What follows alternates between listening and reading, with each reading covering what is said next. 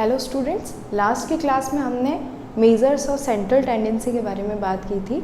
आज की क्लास में हम बात करेंगे सिंपल अर्थमेटिक मीन।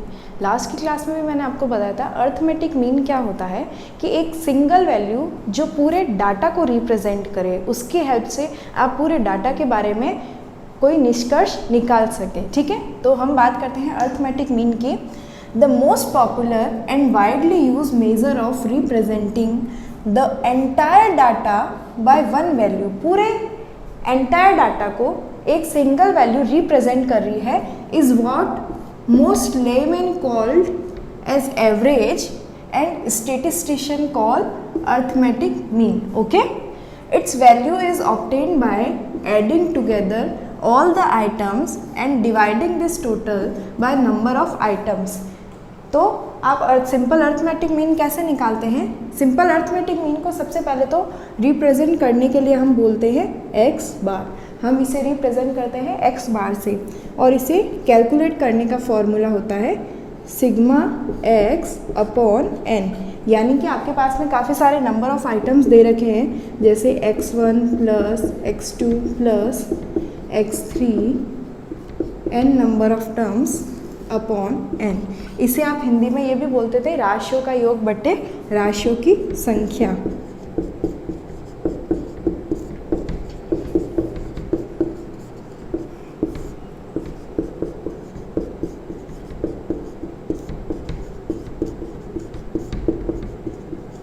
ओके, तो ये जो मीन है अर्थमेटिक मीन है, इसे भी कैलकुलेट करने का फॉर्मूला अलग अलग सीरीज़ में अलग अलग होता है और अलग अलग इसका तरीका होता है। सीरीज़ के बारे में मैं आपको बता चुकी हूँ क्लासिफिकेशन ऑफ डाटा के टाइम।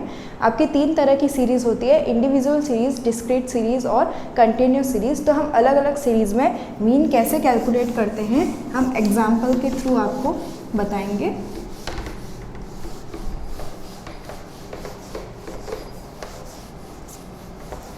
सबसे पहले हम बात करते हैं इंडिविजुअल सीरीज़ की। इंडिविजुअल सीरीज़ क्या होती है? जहाँ पे सिंगल नंबर ऑफ डाटाज होते हैं, आपके पास में फ्रीक्वेंसी नहीं गिवन होती है। जैसे मान लीजिए यहाँ पे मुझे मार्क्स दे रखे हैं स्टूडेंट्स के, जिसे मैं x से रिप्रेजेंट कर रही हूँ। 0, 2, 4, 6, 8, 10 आउट ऑफ 10 मुझे मार्क्स दे रखे हैं। ये मुझे एक इंडिविजुअल सीरीज़ दे रखी है और मुझे बोला गया है आप इसमें अर्थमेटिक मीन निकालिए। तो अर्थमेटिक मीन निकालने के लिए भी आप इंडिविजुअल सीरीज़ में 2 तरीके से निकाल सकते हैं। एक आप निकाल सकते हैं डायरेक्ट मेथड से, दूसरा आप निकाल सकते हैं शॉर्टकट मेथड से।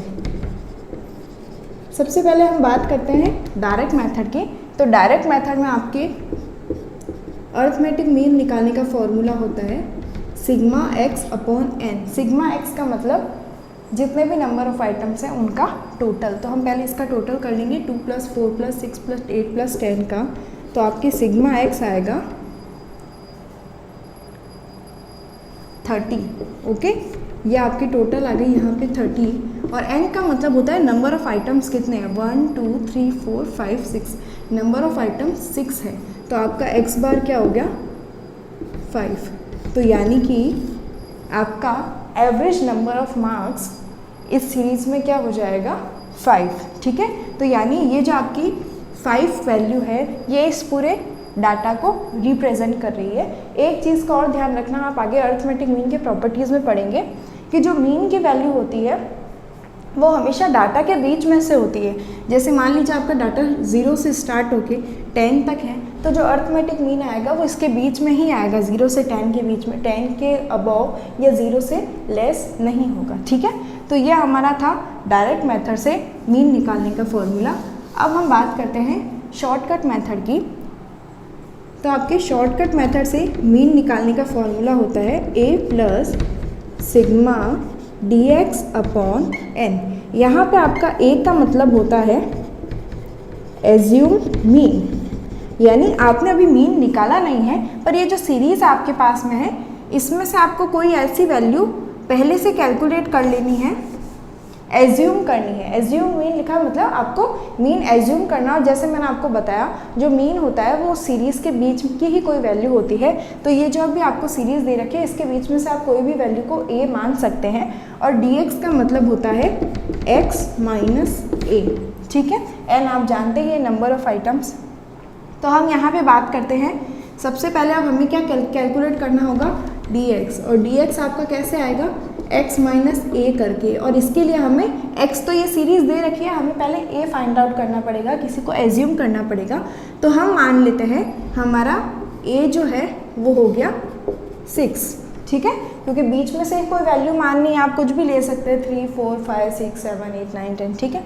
तो हमने 6 एज्यूम मीन मान लिया, तो आपको यहाँ पे x माइनस a करना है, तो ये हो गया आपका 0 minus 6 minus 6, 2 minus 6 minus 4, 4 minus 6 minus 2, 6 minus 6 0, 8 minus 6 2, and 10 minus 6 4। अब इसको आप ऐड करेंगे, 2 से 2 कैंसिल, 4 से 4 कैंसिल, तो आपका सिग्मा dx क्या आया, माइनस 6।